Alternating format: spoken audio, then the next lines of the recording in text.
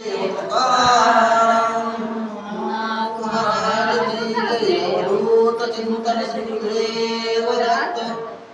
हा तापसी योग वरिष्ठ, माते मासतो योगी हा श्रेष्ठ, पूर्वीचा कोणी योग भ्रष्ट, जगा माझी मिरवितसे. पाहिलेला आहे गोरक्षनाथ भिक्षा मागण्यासाठी त्या स्त्रीच्या घरामध्ये गेलेली आहे. तेव्हा ती स्त्री तिथं बघू लागली आहे, हा कोणीतरी विप्र आहे, कोणीतरी तपस्वी आहे पहिल्या जन्मीचा, आणि तो या ठिकाणी भिक्षा मागण्यासाठी आलेला आहे असं त्या स्त्रीला वाटू लागलं. पैसे जाणून दवड सवडी, पात्री पदार्थ स्वकरे वाढी, अन्न सामुग्री अति तातडी, घेऊन आधी भिक्षेसी. विचार केलेला कोणीतरी आलेला आहे, मग आपल्याला भिक्षा देणार आहे, कोणीतरी तपस्वी दिसायला कसा का असणार, पण भिक्षा आपल्या दाराला आल्यावर भिक्षा द्यावी. आपण आपल्या घरामध्ये तर ऐकत भोजन चालू आहे, त्याप्रमाणे तिनं लगेच उठली, लगबगीनं लवकरात लवकर गेली आणि आपल्या जे जे घरात बनवलेलं होतं ते सामान देण्यासाठी तिनं घरामध्ये गेलेली आहे. भाज्या करंज्या पदार्थ घोर, पोळी भात शिरा कचोर, मालपुरी सुकुमार, परमवधू भक्षतो. आता काय काय बनवलेलं आहे तिथं सांगलाय, तोंडाला पाणी येऊ नका, आपल्याला काही मिळणार नाही. पोळ्या असत्याल, करंज्या असत्याल, आमटी असेल, आणखी काही पदार्थ जे जे बनवतो आपण घरामध्ये ते सर्व पदार्थ त्या स्त्रीनं आपल्या ताटामध्ये घेतलेले आहेत. चोटी मुदाळ बुंदी विशेष, पूर्ण पोळ्या विस्तीर्ण पात्रास, गाऱ्या पुऱ्या पंचमधुरस, श्रद्धा पूर्ण ठेविल्या. आणखी काय सांगितलंय, बुंदी सुद्धा होती म्हणा, लाडू होते ते सुद्धा घेतलेले आहे, जे भाजी असेल ती सुद्धा घेतलेली आहे, आणि सगळं आपलं जे गच्च ताट होतं ते सगळं त्या ताटामध्ये भरून त्या स्त्रीनं गोरक्षनाथाला घेण्यासाठी घेऊन आलेली आहे. वड्या भात वड्या शाखा बहुत, सौम्य मटकाचे द्रोण भरीत, कोशिंबिरी आंबेर आहेत, बहुभात चटणीया. बघा आणखीन काय काय चटणी आहे, वडे आहेत, पुन्हा आणखीन जे जे आपण कोशिंबीर करतो ते कोशिंबीर आहे. किती प्रकारचं अन्न बनवलं बघा, ते सगळं अन्न त्या स्त्रीनं आपल्या ताटामध्ये घेतलेलं आहे. कढी सांबार वडे त्यात, सार आमटी चणचणीत, नाना द्रोण भरणी व्रत, मेत कुटाधी वाढिले. काय घेतलंय, चमचमीत अशी कढी घेतलेली आहे, मला त्याला एकदम कढीची फोडणी दिलेली आहे ती घेतलेली आहे, आमटी घेतलेली आहे, अजून जे जे तिनं सगळं बनवलेलं सगळं आपल्या ताटामध्ये घेतलेलं आहे. मध्यभागी ठेवणी भात, त्यावरी वरण करून होत, तळी वडे पोखरी दशात, घालून या वाढिले. ताट घेतलेलं आहे, त्या ताटाच्या चौकून सगळं आपलं सामग्री ठेवली आहे, आणि मधात काय ठेवलाय, भात ठेवलाय, त्या भातावर वरण टाकलंय, परत तूप टाकलेलं आहे, आणि त्याच्या बाजूला जे असणारे वडे आहेत ते सुद्धा घेऊन त्या ताटामध्ये येऊ लागलेली आहे. सिया परिषद सान्न, गवगीत पात्र काढून, श्री गोरक्ष पुढे ठेवून, नमस्कारी प्रीतीने. अशा प्रकारचं षड्रास अन्न किती प्रकारचं आहे बघा. षड्रास अन्न आपलं सगळं त्या ताटामध्ये घेतलेलं आहे, आणि ते ताट घराच्या बाहेर घेऊन आले, आणि जिथं गोरक्षनाथ भिक्षा मागण्यासाठी आलेला होता त्याच्या पुढे ते ताट ठेवलेलं आहे, आणि ती स्त्री गोरक्षनाथाला नमस्कार करू लागली आहे. गोरक्ष पाहता पात्र सुरस, मनी वाटला परम हर्ष, चित्ती म्हणे त्या जिम्मीस, धन्य धन्य माऊले. गोरक्षनाथाच्या पुढे तेवढं ताट ठेवल्यावर काय भिक्षुकाला काय पाहिजे असतं, एक किंवा दोन प्रकारचं अन्न, पण तिथं षड्रस अन्न मिळालं आहे.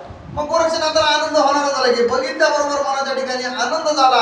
आता काही नाही म्हणजे कमी नाही काही, आपल्या गुरुचं आणि आपलं जीवन पोटभर या ठिकाणी होणार आहे असा विचार करू लागलेले आहेत. हा आम्ही कुठील कोण, मोहे इष्ट सोय रे जन, आम्हासाठी सिद्ध करून पात्र वाढून आणले. धन्य धन्य माता म्हणू लागलाय, आम्ही कुठले कोण, ओळखीचे पाळखीचे काहीच नाही, इष्ट नाहीत, पाहुणे नाहीत, सोयरे नाहीत, काहीच नाही, पण मी या ठिकाणी भिक्षा मागत असताना तुम्ही एवढं षड्रास प्रकारचं अन्न माझ्या पुढे आणून ठेवलंय, म्हणून धन्यता त्या स्त्रीला देऊ लागलेली आहे. पात्र पहा भवित, हे पात्र हे यथार्थ, शिवलिंगी शोभला भात, पात्र शाळुका मिरविली. सांगू लागले तर शिवलिंगी जसं शिवलिंग दिसतं तशा प्रकारे भात मध्यस्थी गोरक्षनाथाला दिसू लागलाय. जसं शिवलिंग असतं तशा प्रकारे त्या ताटाच्या मधामध्ये तो भाताचा वडा दिसू लागलाय. त्याच्या भोवताली सगळं षड्रास प्रकारचं अन्न ठेवलेलं सगळं गोरक्षनाथ पाहून त्या स्त्रीला धन्यता देऊ लागलेली आहे. नाना पदार्थाची प्रकरण, हे शिवाशपार सुगम, की शिवलिंग कोणी डोसळून शाळुका साथे मिरविली. सांगू लागले तर जशी शाळुंका असते तशा प्रकारे शाळुंका मधात असते आणि मधात जसं महत्वाची शाळुंका ठेवतात आपण तशा प्रकारे ते ताट पूर्ण फुलं कसे करतो आपण शाळुंकाच्या बाजूला जशी फुलं ठेवतो आणि शाळुंका जशी महत्वाची आपण सजवतो त्याप्रमाणे त्या ताटामध्ये पूर्ण अन्न त्या ठिकाणी ठेवलेलं त्या गोरक्षनाथाला पाहू लागलेले आहे. ही प्रीती पाहता तो भात सकळ अन्नाचा प्रभू शोभत पात्र महिते प्रीतीने बहुत नाना पदार्थ मिरविली. एवढी प्रीती पाहून तो भाताचा मधामध्ये ठेवलेला पाहून जसं महादेवाची आठवण त्या गोरक्षनाथाला आलेली आहे तशा प्रकारे ते ताट सुशोभायमान दिसू लागलाय आणि धन्य धन्य माता तुमच्यामुळे हे सगळं आम्हाला मिळत आहे. आम्ही कोणी नसताना आम्हाला तुम्ही एवढं षड्रस्य प्रकारचं अन्न देत आहात म्हणून त्या स्त्रीला सुद्धा धन्यता देऊ लागले.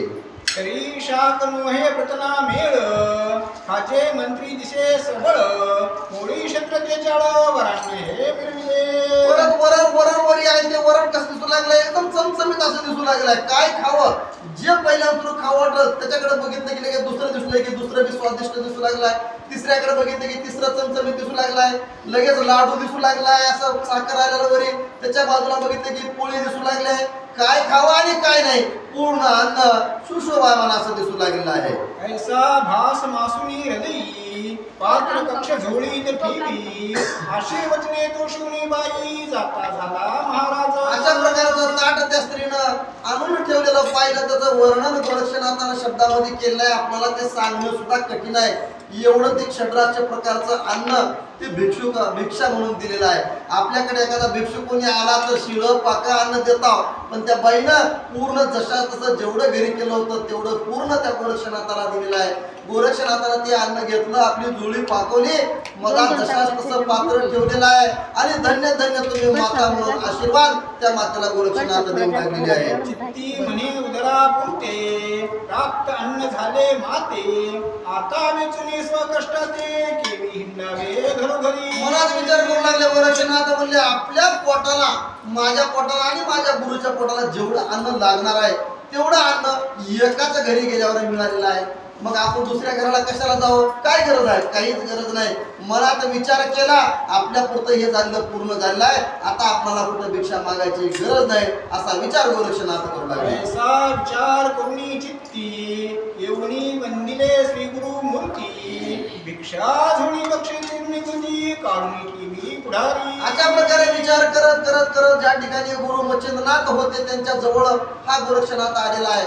विचार करत करत ती वाट देऊन ती वाट संपलेली आहे. गोरक्षनाथ मच्छिंद्रनाथाच्या समोर येऊन उभा टाकलेले आहेत आणि जे आपल्या झोळीमध्ये जे पात्र होतं जे अन्न होतं ते सगळंच्या सगळं बाहेर पात्र काढलं आणि गोरक्षनाथ मच्छिंद्रनाथाच्या समोर ठेवून बघलं. तेवती प्रत्यक्ष तपो मोळी विकासनी पाहे झोळी तेवते अन्न सुंदर परिमळी निजदृष्टी देखिले. ज्यावेळेस हे सगळं झोळी काढली बाहेर आणि पाकून झोळी अंतर करून ज्यावेळेस मच्छिंद्रनाथ पाहू लागलेले आहेत त्यावेळेस मच्छिंद्रनाथाला सुद्धा आनंद झालेला आहे. षड्रास्य प्रकारचं कितीतरी वेगवेगळ्या प्रकारचं अन्नमध्ये दिसल्याबरोबर मच्छिंद्रनाथाला सुद्धा आनंद वाटू लागलेला आहे. ते घेऊनी आपले पासी भोजन करी योगींद्र तापसी अन्न स्वादिष्ट रसनेसी लागता बक्षी आवडीने. भूक लागल्यावर काय असते अगोदर जे काय अन्न येईल ते पटापट खावा असं आपल्याला सुद्धा वाटतं. तशा प्रकारे नाथ महाराजाला सुद्धा वाटू लागलं. भूक लागली होती गोरक्षनाथानं ताट आणलेलं आहे समोर दिल्याबरोबर लगेच उतरून आपल्या समोर घेतलेलं आहे मच्छिंद्रनाथानं आणि ते अन्न खाऊ लागलेले आहेत. हा माझी कवळ करिता रसनान लावी दंता म्हणे हे जर की होती दाता दवड सवडी लोटी तसे. त्यावेळेस अन्न समोर ठेवलेलं आहे.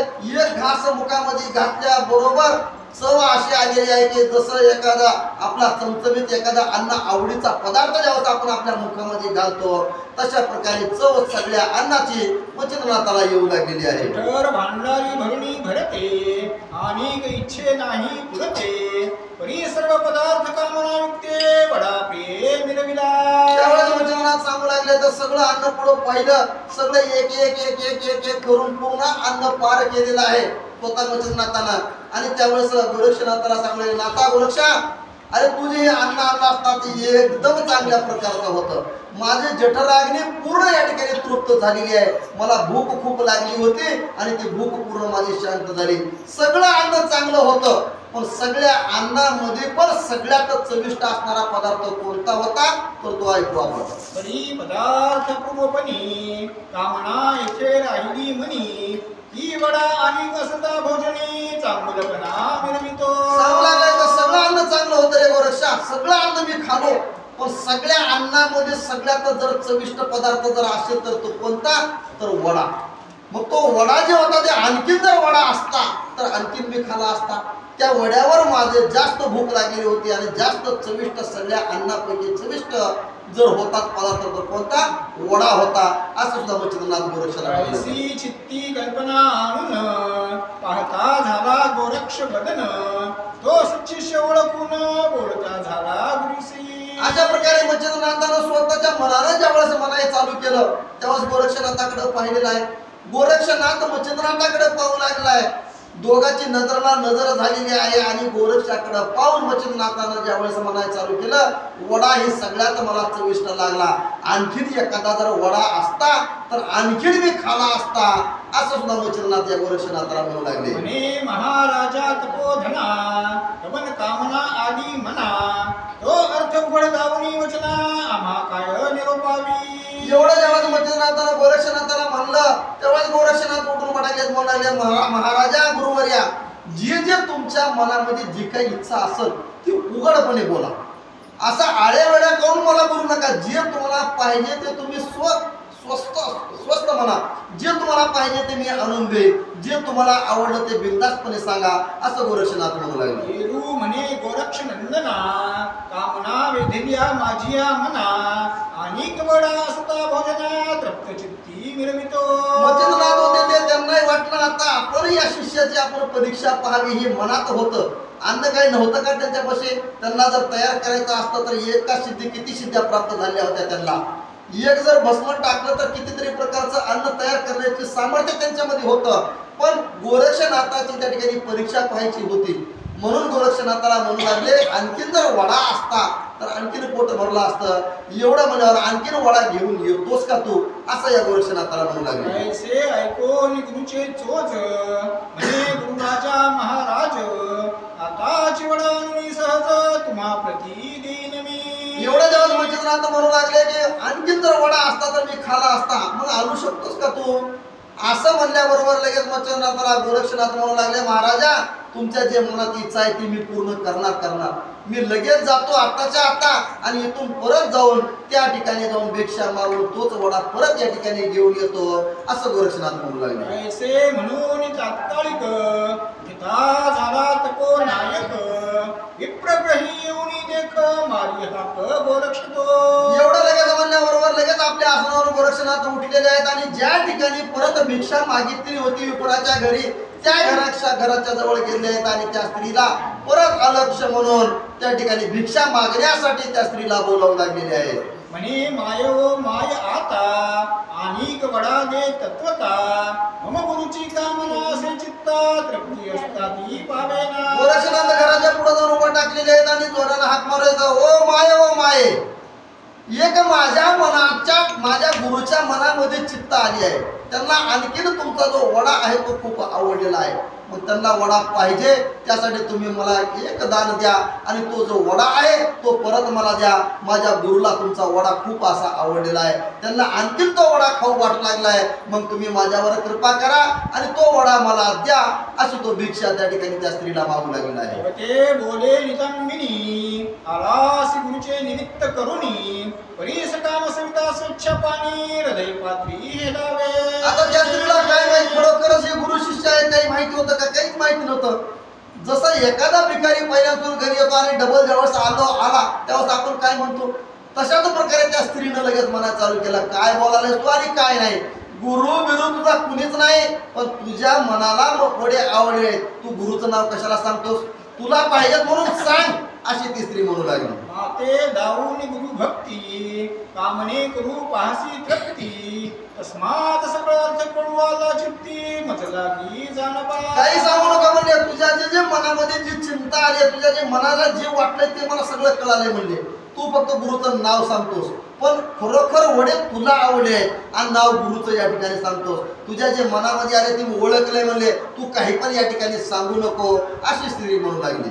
एरू म्हणे जननी ऐसे कामनी वेधले नाही मानसे गुरु इच्छा काम उद्देशे पाहू आलो तत्र त्यावेळेस छाया. गोरक्षनाथ होते. गोरक्षनाथ विनंती करू लागले, नाना प्रकारे समजावून सांगू लागले, हे माते खरोखरच हे तू जे बोलतेस ना हे चुकीचं आहे. तशा प्रकारे माझ्या मनाला काही वाटलं नाही. मला ह्या वड्यावर माझी भक्ती भावना नाही, पण माझ्या गुरुला खरोखरच हे वडे आवडले आहेत आणि मी जे इथून भिक्षेचं ताट नेलंय ती माझ्या गुरुला दिलं आहे. पण गुरुला ते वडे आवडत याच्यामध्ये कसलेच संकोच नाही. मी खोटं बोलत नाही, मी जे बोलतोय ते खरं बोलतोय, तू माझ्यावर विश्वास ठेव असं त्या स्त्रीला बोलू लागले. भगवती बोले विप्रनंदनी गुरु अर्थ कामना म्हणी वेदली म्हणतो श्री तरी प्राज्ञी वचन माझे ऐकावे. ठीक आहे म्हणजे तुझ्या मनामध्ये आहेत ना, तू गुरुची आज्ञा म्हणतोस ना, तुझ्या गुरुला वडे आवडत म्हणतोस ना, तू तुझ्या गुरुचं नाव पुढे करतोस ना, ठीक आहे म्हणजे मग माझ्या एक मनामध्ये शर्त आहे म्हणजे. आता कसं असतंय, एकदा दिल्याच्या नंतर फुकट, दुसऱ्या वेळेस फुकट नाही. म्हणून स्त्री आता काय म्हणते ऐकू. अगाम भक्तीचे प्रसंगे करून इथे दिले पहा वाढून पुन्हा आला श्री मागून तरी ते नाही फुकाचे. ऐक म्हणजे मी काय सांगते ते, माझ्यावर तुझी भक्ती होती, मला अन्न तुला दान द्यायचं होतं, तू भिक्षुक म्हणून माझ्याकडे आला होतास, म्हणून माझ्या मनानं मला जे जे द्यायचं होतं ते पूर्ण तुला दिलं. पहिल्या तुला भिक्षा म्हणून दिली, पण तू डबल आलायस माझ्याकडं. मग आता डबल ही भिक्षा मिळणार नाही म्हणजे त्याच्या बदल्यामध्ये तुला काहीतरी मला मोल द्यावं लागल. त्याच वेळेस मी तुला ते वडे देणार, अन्यथा मी देणार नाही अशी सुद्धा स्त्री त्या गोरक्षनाथाला म्हणे तरी त्यास काय लागते सांग आम्हास तिची देऊनी तुझे खास वडे जाणं इच्छितो. आता एवढं जेव्हा त्या स्त्रीनं म्हणलं गोरक्षनाथाला, तेव्हा गोरक्षनाथ म्हणले ठीक आहे माते, तुझ्या मनामध्ये जे असेल ते तू माग, पण मला वडे दे. तू जर वडे मला नाही दिलंस तर मी माझ्या गुरुला ते वडे देऊ शकणार नाही, मग माझ्या गुरुचं पोट भरणार नाही. मला वडे पाहिजेत. काहीही झालं कसंही झालं त्याची किंमत कितीही मोजावी लागली तरी चालेल, त्याच्यामध्ये मी मागं सरकणार नाही. तुम्हाला जे पाहिजे ते तुम्ही मागा, मी देतो, पण त्या बदल्यात तुम्ही मला वडे द्यावे लागतील असं गोरक्षनाथ म्हणू लागले. म्हणे गुरु भक्ती माते जाऊ पावलाशी शक्ती परिवडे अन्नावर ते पाहिजे ती डोळा पाडून देई का. एवढं ज्यावेळेस गोरक्षनाथ म्हणू लागले त्यावेळेस त्या स्त्रीला खोटं वाटलं. खरं काही वाटलं होतं का? काहीच वाटलं होतं. खरोखरच तिला जर खरं वाटलं असतं हे तर तिला दिलं असतं, पण तिला खोटं वाटलं नाही ना, गुरुचं नाव सांगून स्वतःचं पोट भरण्यासाठी असं करत आहे असं त्या स्त्रीला वाटलं. म्हणूनच ती स्त्री परत म्हणू लागली, तू गुरुचं नाव सांगतोस का? ठीक आहे, लय तुझी गुरु भक्ती आहे का? ठीक आहे, मला बी तुझी गुरु भक्ती बघायची म्हणले. खरंच जर तुझी गुरु भक्ती असेल तर तुझा एक डोळा काढ आणि तो मला दे आणि त्या मोबदल्यात मी तुला वडे देणार अशी ती शर्त गोरक्षनाथाच्या समोर टाकू लागली. एरू म्हणे काय कठीण चक्षु कामनी वेधली मन तरी चक्षु आता देईन जाण उशीर नसे या कार्या. ते गोरक्षनाथ होते. गोरक्षनाथाला गुरु भक्ती खूप आवडलेली होती. त्यांना माहिती होतं जे काय करायचं गुरु आपले करता करविता गुरु आहेत. आपल्याला या ठिकाणी आपल्या देहाचं काहीच नाही, पुनर्निर्माण केलेलं आहे, गुरुनं निर्माण केलेलं आहे.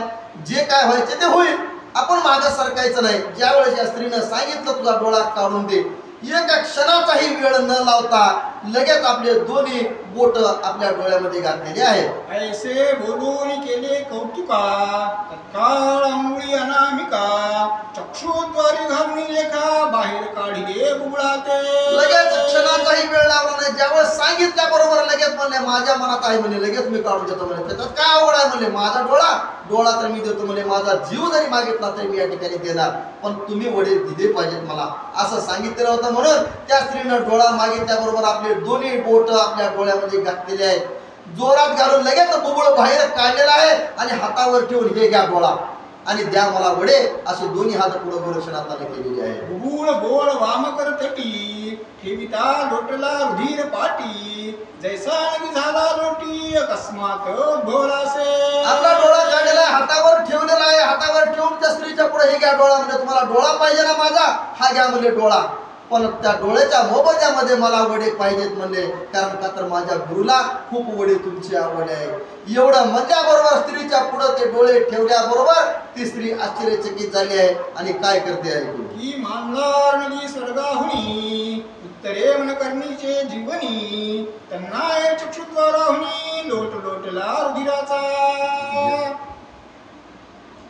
म्हणावी ती रुधिर नोहे शक्ती दाखवू पातळी गुरु भक्ती विप्रकामना पात्र भरणी जीवन भागीरथी दाविली. दृष्टांत कसा दिला बघा त्या ठिकाणी.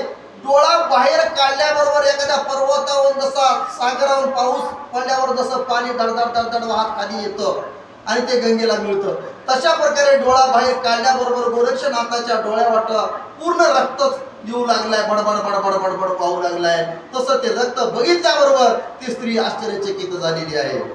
काते जाया हेलन भाव ती सागराची मिरविली ठेव तदर्थ जीवन भागीरथी शेव गोरक्ष मर्गीची आणली असे असो ऐसे तेने रुधिरा लोट लोटला महिवरा ते पाहुनी चिंता तुला प्रेमे जाया मिरविली. त्या स्त्रीनं ज्यावेळेस डोळे पाहिले, डोळे काढून दिल्याबरोबर रक्ताचा पूर जसा येऊ लागला पाहिल्याबरोबर ती घाबरलेली. आता काय करावं, मी बोलले सहज, पण या लेकरानं खरोखरच आपला डोळा काढलेला, आता काय करावं आणि काय नाही, त्या स्त्रीला भीती वाटू लागलेली आहे. हीर वाहता भडभडाट मही लोटला रक्तपाट खंडनान हे परमचाट भूषण मिरवी लोकाते.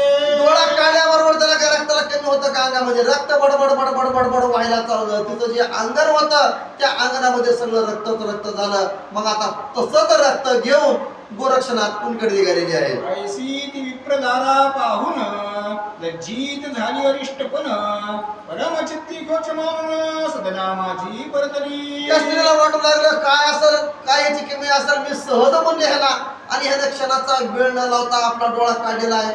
आता काय करावं लागल, ह्यानं डोळा काढल्याबरोबर पुन्हा रक्त येऊ लागलाय. मागत होतं त्यानं वडे तर आपल्यापाशी भरपूर होते, पण आपण ह्याला सहज शब्द टाकला आणि तो सहज टाकलेला शब्द ह्यानं लगेच झेलला, आपला डोळा काढला आणि आपल्याकडे दिला. आता काय करावं आणि काय नाही, भयभीत झाली. भयभीत होऊन ती स्त्री काय करू लागली, ती म्हणे हा आहा कैसे बोलता झाला विपर्यासे धन्य हा एक शिष्य असे जगा माझी मिरविला. मनात विचार करू लागली, धन्य धन्य हा शिष्य म्हणजे काय शिष्य असेल, काय याची गुरु भक्ती असेल. मी सहज मनाविषयी ह्यानं डोळा काढून दिलाय, स्वतःच्या जीवाची पर्वा न करता स्वतःचा डोळा स्वतःच्या हाताने काढला आणि मनाविषयी माझ्या समोर आणलाय. काय याची गुरु भक्ती असेल, कसला हा शिष्य असेल. जगामध्ये जर ह्याचं नाव घ्यावं लागेल तर नंबर 1 चा शिष्य म्हणून या गोरक्षनाथाचं नाव घ्यावं लागेल. अशी सुद्धा ती स्त्री स्वतःच्या मनात विचार करून बोलू लागली. हा कैसे केले धैर्यपण बोलताची काढिला जेने नयन परीती व्यापुनी भय संपन्न म्लानवदन मिरविली. आहा म्हणजे काय म्हणले, मी म्हणल्याबरोबर क्षणाचा वेळ नाही लावला, कसलाच वेळ नाही लावला. लगेच डोळा काढला आणि लगेच माझ्या समोर धरलेला आहे. म्हणजे काय ह्याच्या मनात असेल, काय ह्याची गुरु भक्ती असेल आणि काय नाही. तिला आश्चर्य वाटू लागलं, भयभीत झाली. आता कसं करावं लागेल, आता काय म्हणतील गावातले लोक, गल्लीतले लोक काय म्हणतील, तुला मागितला होता वडा आणि वड्याच्या मोबदल्यात त्या लेकराकडून तू डोळा मागितलास. एवढी माझी या ठिकाणी नाईला जाणं, सगळे लोक माझी नामुष्की करतील असं सुद्धा तिला वाटू लागलं. मग वडे घेऊनी 7-5 देऊ पातळी लगबगी 6 पुढे ठेवणी व देवाच ऐक्यार्थ करी भावार्थ. लगेच विचार कसलाच क्षणाचा केला नाही, लगेच घरामध्ये गेलेली आहे. जेवढे काही 5-7 वडे जेवढे मुठीत बसतील तेवढे पटकन घेतले. म्हणजे ह्याला आपल्या घराच्या बाहेर हाकालावं, नाहीतर सगळं आपल्या घरामध्ये रक्त झाल्याशिवाय राहणार नाही, लोक सुद्धा नाव ठेवल्याशिवाय राहणार नाही. विचार कसलाच केला नाही, वडे घेतले आणि त्याच्या हातामध्ये दिले आणि ती गोरक्षनाथ पुढे काय करता, उपरी जोडून उभय पाणी विनंती करी म्लान वदनी म्हणे महाराजा सहजवाणी शब्द माझा उदेला. वडे तर दिले, हातामध्ये घातले आणि साष्टांग नमस्कार करू लागले, पाया पडू लागले. महाराज मला माफ करा म्हणजे मी माझ्या तोंडानं सहज बोलले, म्हणजे माझ्या मनामध्ये कसल्याच प्रकारचं नव्हतं तुमचा डोळा घ्यावा म्हणून, पण मी उगाच सहज म्हणले आणि तुम्ही ते साक्षात करून टाकलं. मला माफ करा आणि ही वडे तुम्ही घेऊन जावा अशी विनंती करू लागलेली आहे. उदय होता न लाविता वेळ मी बाहेर काढिले बुबुळ परी मम अन्याय शब्द केवळ क्षमा पात्री विरविती. क्षमा पात्री म्हणजे क्षमा करा मला, मी कसलाच तुमच्या मनामध्ये काहीच माझा संशय नव्हता, पण मी सहज बोलले आणि सहज बोलल्याबरोबर तुम्ही कसलाच वेळ नाही लावला. जर वेळ थोडा लागला असता तर मीही म्हणले असते नको नको म्हणून, पण मी शब्द तोंडावाट बाहेर काढायला आणि तुमचे बोट तुम्ही डोळे बुबुळामध्ये घालायला आणि बुबुळ काढून बाहेर द्यायला ह्याच्यामध्ये कसलाच तुम्ही वेळ ठेवला नाही. एवढं सुद्धा म्हणून विनंती करू लागले, माफ करा मला, मी चुकले ना, माझा क्षमा मागू लागलेली आहे. मी कृपाळ संपूर्ण बैसता अंगी क्लेश धरून परीती तुके दुःख पराकारण देऊ ऐसे वाटेना. सांगू लागले खरोखरच म्हणजे तुम्ही कशावर परोपकारी आहोत. स्वतःचा उपकार काय का काहीच ना, तुम्ही सगळ्या जगावर उपकार करणारे संत आहोत, पण तुमच्यावर मी आज अन्याय केलेला आहे. मी तुम्हाला वड्यासाठी तुमचा डोळा मागितलेला आहे, हा माझा अन्याय आहे, मला माफ करा. मी मोठ्या मनानं या ठिकाणी तुम्हाला मागितले, तुम्ही मोठ्या मनानं मला या ठिकाणी माफ करा अशी सुद्धा विनंती करू लागली. कमळ करी अस्त समयी घ्यावया निद्रा इच्छा घेत हृदयी करीते दुःख प्रवाही कदा काळी मिरवेना. सांगू लागले म्हणजे समजा एखादं दुःख जर आपल्याला झालं तर दुःखामध्ये आपण झोपतो का? झोप कितीही घ्यायचा प्रयत्न केला तर झोप येणार नाही.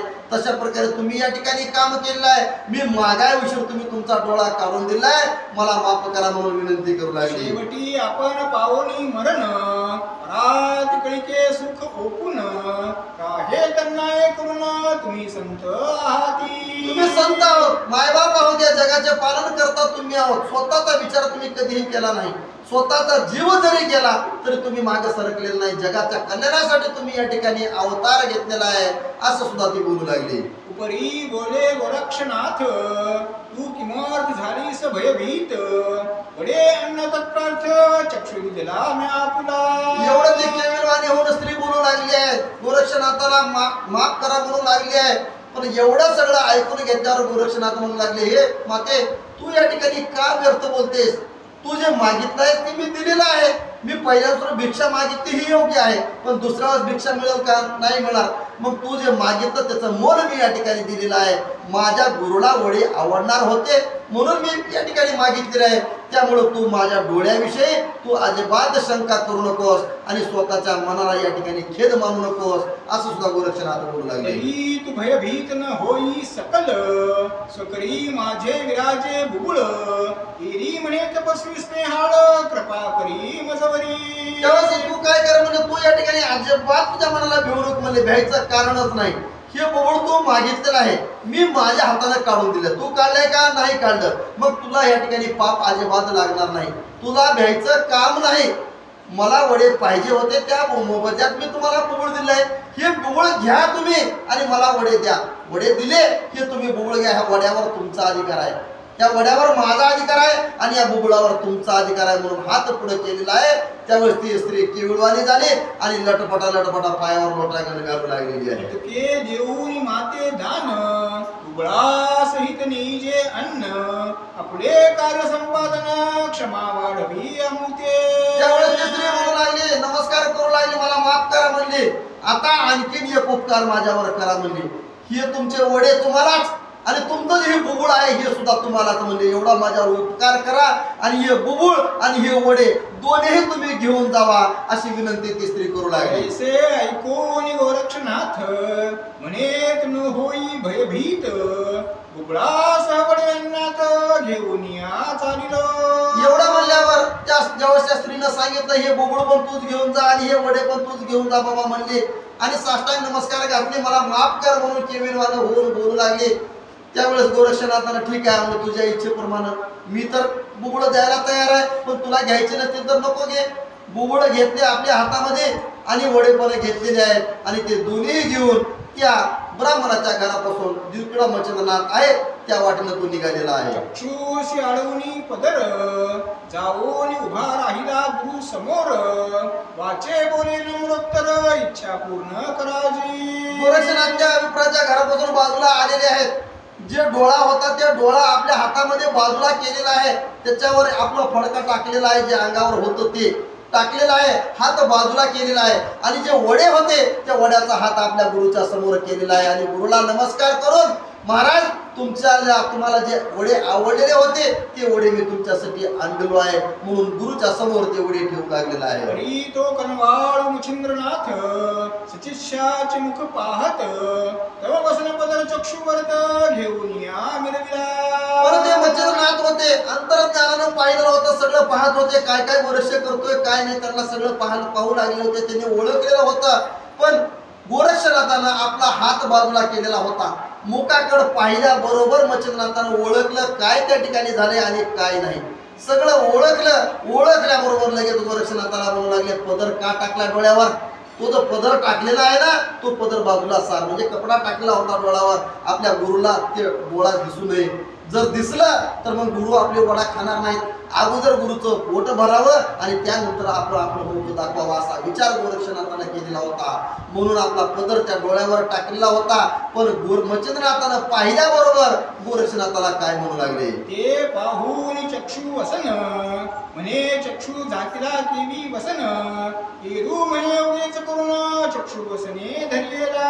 पदर टाकलेला पाहिला मच्छिंद्रनाथानं आणि म्हणू लागले, गोरक्षा वडे आणलं शे खरं आहे, पण तू तुझं डोळे का बरं झापतायस, कशामुळे झापू लागलायस मला ते सांग म्हणल्यावर गोरक्षनाथानं सांगितलं, काही नाही म्हणजे काही झालं नाही, येत असताना एखाद्या वाऱ्याचा फाटा माझ्या डोळ्याला लागलाय आणि त्यामुळे माझा डोळा असा चमचम चमचम करू लागलाय, म्हणून तो डोळा मी या ठिकाणी झापून घेतलेला आहे असं गोरक्षनाथ मच्छिंद्रनाथाला म्हणू लागले. नाथ कल्पी गोरक्षनाथ जरी मी याते करी सूत तरी धिक्कारुणी वड्यांना सहित दुःख प्रवाही मिरवेला. मनात विचार गोरक्षनाथाने केलेला होता, आपण जर हे सांगितलं डोळ्याचं असं झालेलं आहे तर आपले गुरु आपले वडे खाणार नाहीत, विनाकारण दुसरंच काहीतरी या ठिकाणी उपजवर, मग हे उपजण्यापेक्षा आपल्या गुरुचा आत्मा आपल्याला थंड करायचा आहे.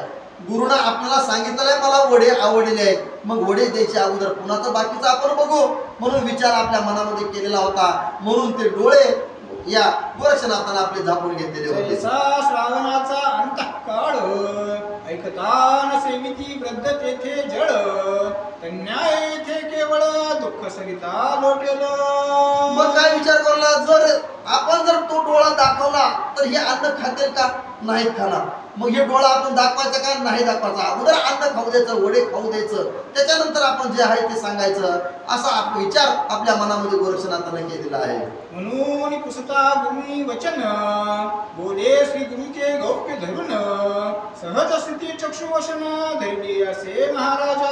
म्हणून सहज सांगू लागला, सहज काही झाले नाही, माझ्या डोळ्याला काही झाले नाही, पण मी उगाच सहज माझा डोळा झापून घेतला, थोडा चमचम करू लागला, काहीतरी कचरा गेला, पाणी येऊ लागलंय, म्हणून मी डोळा हा जो माझा आहे तो सहज झापून घेतला आहे. गुरु महाराज या ठिकाणी तुम्ही त्याची चिंता करू नका, तुम्ही निवांतपणे हे वडे खावा अशी विनंती आपल्या गुरुला तो करू लागला आहे. एरू म्हणे बा मुख कमळा प्रत्यक्ष पाहू दे माझी डोळा एरू म्हणे गुरु स्नेहाला भोजन झाले दाखवीन. एवढं ज्यावेळेस गोरक्षनाथाला बोलू लागलाय मच्छिंद्रनाथाला, त्यावेळेस मच्छिंद्रनाथ म्हणू लागले, नाही म्हणजे गोरक्षा तू अगोदर तुझा डोळा दाखव, म्हणजे तुझं जे अंगावर जे पदर टाकलं डोळ्यावर ते बाजूला काढ म्हणले, त्याच्यानंतरच मी अन्न खातो. त्यावेळेस गोरक्षनाथ परत सांगू लागले, महाराज तुम्ही माझा ऐका म्हणले, तुम्ही अगोदर काय करा हे आलेले वडे खावा आणि त्याच्यानंतर मी माझा डोळा दाखवतो म्हणजे, त्याच्यात काय एवढं आवड, माझ्या डोळ्याला काही झाले नाही, तुम्ही या ठिकाणी चिंता करू नका असं सुद्धा गोरक्षनाथ म्हणू लागले. तो असता सहज स्थिती की परी उगलाच नयन केत उगती ठणका उठला चक्षुप्रती आला की काय कळेना. सांगू लागला काही झाले नाही म्हणजे माझ्या डोळ्याला, उगाच सहज येत असताना एक खडा उडाला आणि माझ्या डोळ्यावर पडला किंवा पातोळा उडाला आणि माझ्या डोळ्यावर पडला, त्यामुळे माझा डोळा काय करायला लागला, थोडा चमचम चमचम चमचम करू लागला. काय झाले की काय नाही की मलाही समजला म्हणले, पण त्याच्यामुळं मी हा डोळा झापून घेतलेला आहे, बाकी माझ्या डोळ्याला काही झालं नाही, तुम्ही आरामात जेवण करा असं सुद्धा विनंती आपल्या गुरुला करू लागला. तरी ते दावणी चक्षुद्वार परम दिसेल पवित्र इळसवाधील भोजनोत्तर चक्षु पहावा महाराजा. त्यावेळेस सांगू लागलाय, जर तुम्ही माझा डोळा पाहिला तर तुम्हाला कसं म्हणजे किळस येईल आणि तुम्ही जे अन्न तुमच्या पुढे आहे ते खायचे नाहीत, म्हणून मी तो डोळा झापून घेऊ लागलेला आहे म्हणजे, बाकी काही बी नाही, थोडंसं झालेलं आहे म्हणजे त्याचा काही विषय नाही तेवढा काही, तुम्ही अगोदर अन्न खावा, आणि जर अन्न नाही खाऊन डोळा जर पाहिला तर तुम्हाला माझ्या डोळ्याविषयी घाण वाटेल आणि त्यावर तुम्ही हे अन्न खायचा ना, म्हणून मी हा डोळा माझा झापून घेतलेला आहे असं सुद्धा आपल्या गुरुला बोलत आहे. तू म्हणे बाण घडे ऐसे, आधी पाहुनी तव मुखासे, नंतर सारू भोजनासे, दुःख तुझे हरवणिया. नाना प्रकारे आपली व्यथा मांडू लागला, गोरक्षनाथ सांगू लागलाय काही करावं, पण गुरुला अगोदर वडे खाऊ घालावं आणि त्यानंतर आपलं जे आहे ते आपण दाखवावं असा विचार केला होता. पण गुरु गुरु होते आणि शिष्य शिष्य होता.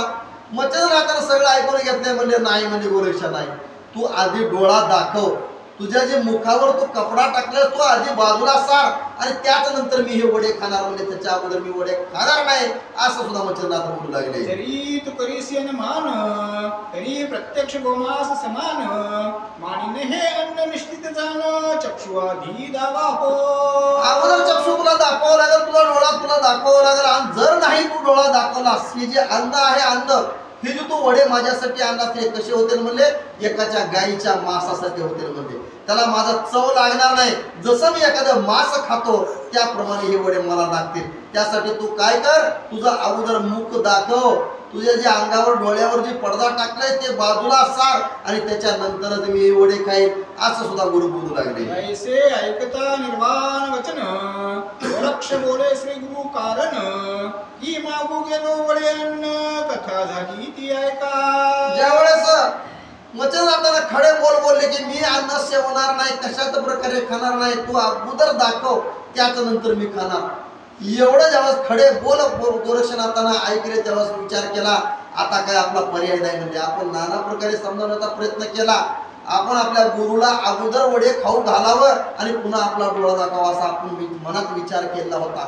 पण गुरु गुरु आहेत, गुरु आता ऐकाय तयार आहेत. मग आता काय, गुरुला आपल्या सगळ्या गोष्टी खऱ्या जे आहेत ते सांगावं लागेल, आणि जर आपण नाही सांगितलं तर त्याचं पाप आपणाला लागेल. गुरुनं सांगितलं ना, जे झाले ते सांग मला म्हणल्यावर गोरक्षनाथानं आपला हात बाजूला सारला आणि दाखवायला चालू केलं. आणि पूर्वीपासून जी जी कथा झालेली होती, म्हणजे गुरु महाराज तुम्हाला वडे आवडू लागलेले होते म्हणून मी त्या ठिकाणी वडे मागाय गेलो, ही सगळी पूर्ण कहाणी आपल्या गुरुला गोरक्षनाथ सांगू लागले. या घरी वडे अन्न, तेथील सद्भक्ती आहे कामीन, तिनेच प्रथम दिले अन्न, मागुनी गेलो दुसऱ्याने. बघा दोष कोणाला दिला का, कोणालाही दोष दिला नाही, सांगू लागला म्हणलं ज्यांच्या घरी मी प्रथम अन्न मागण्यासाठी गेलो, भिक्षा मागण्यासाठी, त्या घरची बाई कशी आहे म्हणजे एकदम चांगली आहे वागायला, एकदम तिचं मन सुद्धा निर्मळ आहे, तिने आपल्या निर्मळ मनानं पूर्ण भिक्षा मला दिली पहिल्यांदा सुरू, आणि ते भिक्षा मी तुमचं अन्न तुमच्या पुढे आणून सगळं ठेवलं, पण त्यानंतर तुम्हाला हे वडे आवडले म्हणून मी परत त्या स्त्रीकडे भिक्षा मागण्यासाठी गेलो. इच्छा काम दावून म्या मागितले वडे अन्न, तव ती बोलली मज करण, गुरु भक्त म्हणवी तसे. ज्यावेळेस तुम्ही मला सांगितलं की मला वडे खूप आवडले म्हणून मी परत काय केलो, त्या स्त्रीकडे गेलो आणि स्त्रीला जाऊन मी सांगितलं की माझ्या गुरुला तुमचे वडे खूप आवडलेले आहेत म्हणून तुम्ही आणखी 2-4 वडे द्या. अशी ज्यावेळेस मी विनंती त्यांना केली त्यावेळेस त्या स्त्रीनं मला काय बोलायला चालू केलं हे सुद्धा गोरक्षनाथ आपल्या मच्छिंद्रनाथाला सांगू लागले. तरी तू काढून देई डोळा, मग वडे देईन बाळा, ऐसे बोलता तर्जनी गुळा, खुनिया काढिले. गेलं म्हणजे अन्न मागायला चालू केलं, मागितलं अन्न वडे द्या म्हणून म्हणल्याबरोबरच त्या स्त्रीनं सांगितलं ठीक आहे म्हणजे तुला पाहिजेत ना वडे, तर त्या वड्याच्या मोबदल्यामध्ये मला तू डोळा काढून दे. असंच त्या स्त्रीनं म्हणल्याबरोबर माझं बोट मी डोळ्यामध्ये घातलं आणि बुबुळ आपलं बाहेर काढून त्या स्त्रीला दिलं असं गोरक्षनाथ सांगू लागले. हा अन्याय घालून पोटी, माते करावी कृपा दृष्टी, ऐसे ऐकता तपोचिठी, परमचित्ती तोषला. सांगू लागला जे जे कहाणी घडली पूर्णच्या पूर्ण जशाच तसं आपल्या गुरुला सांगितले आणि सांगू लागला महाराज गुरु महाराज मला माफ करा, हा जो अन्याय मी केलेला आहे त्याबद्दल मला क्षमा करा आणि मला माफ करा, मी जे हे कृत्य केलेलं आहे ते करू नये पण केलेलं आहे त्यासाठी मला क्षमा करा असं सुद्धा आपल्या गुरुला गोरक्षनाथ बोलत आहे. मग चक्षुद्वारा हुनी बसन, हस्ते काढी मच्छिंद्र नंदन, तो रुधिर प्रवाह ती दारुण, चक्षुद्वारा तसे. असं जेव्हा गोरक्षनाथानं पूर्ण आपली कहाणी सांगितलेली आहे त्यावेळेस मच्छिंद्रनाथाला सुद्धा खूप वाईट वाटलं आणि वाईट वाटल्याबरोबर आपला हस्त काढलेला आहे आणि ज्या ठिकाणी गोरक्षनाथाचा डोळा गोरक्षनाथानं झापून घेतलेला होता तो पदर आपल्या स्वतःच्या हातानं मच्छिंद्रनाथानं बाजूला काढलेला आहे आणि समोर दिसल्याबरोबर गोरक्षनाथाला मच्छिंद्रनाथ काय करतात? मग बोले मच्छिंद्र क्या ते उघड कोठे सांग माते इरू काढून स्वहस्ते गुरुनाथा दर्शवी. आवाजावरच्या डोळ्यावरचा पदर बाजूला काढला, कपडा बाजूला काढल्याबरोबर पुढे काय दिसलं? नुसतं रक्त बंबाळ असलेलं पूर्ण दिसू लागलेलं आहे. मच्छिंद्रनाथानं पाहिल्याबरोबर सांगू लागले, गोरक्षा काय तुझी किमया, काय तुझं शिष्यत्व, काय तुला बोलावं आणि काय करावं? ठीक आहे म्हणजे जे केलास ते केलास म्हणजे आता जो तुझं बुबुळ होते बुबुळ कुठं आहे मला दाखव. असं म्हणल्यावर गोरक्षनाथ काय करतात? मग तो प्रताप योग ध्रुम मंत्र संजीवनी आराधीन नेम सविता तेज बुबुळ धाम मंत्र प्रयोगी स्थापिले. मच्छिंद्रनाथानं बुबुळ कुठं आहे असं दाखव म्हणल्याबरोबर गोरक्षनाथानं आपल्या डाव्या हातात जे बुबुळ होतं बुबुळ काढलं बाहेर आणि मच्छिंद्रनाथाच्या समोर धरलेलं आहे. धरल्याबरोबर मच्छिंद्रनाथानं ते बुबुळ आपल्या हातात घेतलं, त्याच्यावर भस्मची मुठी लावली आणि संजीवनी मंत्राचा जप केला आणि जप करून तो जो बुबुळ होता तो गोरक्षनाथाच्या या खवटीमध्ये नेऊन ठेवलेला आहे. पूर्ण मंत्राचा होता पाठ बुबुळ संचरले चक्षु कपाट मग पूर्वस्थिती हुनी अचाट तेजाला गी मिरविती. पूर्ण जप होता संजीवनी मंत्राचा जप. मला काय तिथं काय बघायचं काम होतं का? मेलेला माणूस तर जिवंत होतो तशा प्रकारे ते तर बुबुळ होतं. मच्छिंद्रनाथानं ज्यावेळेस त्या संजीवनी मंत्राचा पूर्ण जप त्यावर केला, भस्मची मुठी लावलेली आहे आणि लावल्याबरोबर जप जसा पूर्ण झाल्याबरोबर जे कपाळाच्या मध्ये जे पोकाळ पडलेलं होतं त्या ठिकाणी बुबुळ लावल्याबरोबर जशी संजीवनी मंत्र म्हणल्यावर माणूस उठून बसतो तशा प्रकारे तो डोळा त्या ठिकाणी जशास तसा दिसू लागलेला आहे. मग आणखी घेऊनी गोरक्षनाथ स्वकरे मुख पुरवाळीत म्हणे धन्य धन्य बा महित तुझी एक सच्चिष्य. तेव्हाच मच्छिंद्रनाथानं त्याला जवळ घेतलेला आहे, आपल्या मांडीवर घेऊन बसलेला आहे म्हणजे आणि मुखावर हात फिरवला मायेनं आणि त्याचं लाडानं प्रेमानं कौतुक करू लागले म्हणजे धन्य धन्य गोरक्षा, सगळ्यात श्रेष्ठ जर तू सगळ्यात श्रेष्ठ जर माझा शिष्य जर कोण असेल तर फक्त तूच आहेस. तुझाच मान सगळ्यात श्रेष्ठ म्हणून राहील. म्हणून आज सुद्धा सगळ्यात जर कोण आवडता असेल नाथापैकी मच्छिंद्रनाथाला तर गोरक्षनाथ आहे. म्हणून सुद्धा या ठिकाणी ग्रंथकर्ते आपल्याला सांगू लागले. मग त्यासी घेऊन अंकावरी सचिष्यासह भोजन करी परी धैर्य शक्तीचे पारधारी मच्छिंद्र देही मिरवितसे. मग त्याला जवळ घेतलेला आहे, मांडीवर बसवलेला आहे, प्रेमानं लाडानं कौतुक केलेलं आहे, जवळ बसवलेलं आहे. जेवढे शिष्य होते तेवढे सगळे शिष्य बाजूला बसलेले आहेत. जे भोजन आणलेलं होतं ते भोजन दोघांना एकत्र मिळून दोघ जण करू लागले आहेत आणि गोरक्षनाथाचं कौतुक करू लागले. धन्य धन्य तुझ्यासारखा शिष्य इथून पुढे होणार नाही आणि इथून मागेही जाणार नाही म्हणून कौतुक त्या गोरक्षनाथाचं करू लागले. सांगो पांग भोजन गोरक्षासी बोले मच्छिंद्र जान बारेत भक्ती पाहुणा परमचित्ती संतोषलो. झालं मग जिथं बसलेले होते तिथं सगळ्याच मिष्टान्नानं जेवण झालं. षड्रस अन्न आणलेलं होतं, सगळ्यांना बसून जेवण झालेली आहेत आणि जेवण झाल्यावर ज्यावेळेस सगळेजण मिळून बसलेले आहेत त्यावेळेस गोरक्षनाथाला जवळ बोलवलं आणि गोरक्षनाथाला काय म्हणू लागले काय नाही ते पण आता ऐकू. तरी मज पासीचे विद्याधन हृदयी साठवी ठेवून मग अस्त्र विद्या दत्तात्रय देन सकळ तुते निरोपीन. सांगू लागले जवळ घेतलेला आहे, जवळ घेऊन बोलवलेला आहे. म्हणले आता गोरक्षनाथा तू सगळ्यात आवडता जर माझा शिष्य आहेस तर फक्त तू आहेस म्हणले. मग जे जे विद्या माझ्यापाशी आहेत त्या सगळ्या मी तुला देण्याचा प्रयत्न करणार आहे म्हणजे अस्त्रविद्या असतील, शस्त्रविद्या असतील किंवा संजीवनी मंत्र असेल किंवा आणखीन काही असेल, जे जे माझ्यापाशी ते तुझ्यापाशी मी देणार आहे तर ते तू अकस्मात करून घे. म्हणून वरद हस्ता आपला मच्छिंद्रनाथ त्या गोरक्षनाथाच्या डोक्यावर ठेवू लागले. विद्या साबरी सबळ तीही विद्या अर्पिली सकळ एक मास करून वस्ती स्थळ विद्येचा अभ्यास केला पाहिजे. आता गुरु होते, गुरुला शिष्याला द्यावं लागते परीक्षा. त्याप्रमाणे 1 महिना पर मच्छिंद्रनाथ आणि गोरक्षनाथ त्या ठिकाणी राहिले आहेत. जेवढी मच्छिंद्रनाथाला विद्या होती, साबरी कवित्व असेल किंवा आणखी कोणत्या असेल, अस्त्रविद्या शस्त्रविद्या जे ज्या प्रगत होत्या नाथ महाराजाला तेवढ्या पूर्ण 1 महिन्यामध्ये त्या गोरक्षनाथाला मच्छिंद्रनाथानं त्या ठिकाणी दिलेले आहेत. असो आता निरूपण पुढील अध्यायी धुंडी नंदन माधू सांगेल श्रीकारण निराली प्रसादे करुणिया. असं म्हणजे ही कथा जी आहे ती आजच्या अध्यायाची इथपर्यंतच आहे. आता इथून पुढे जर वाढवत बसलं तर सगळे लोक झोप जातील म्हणले.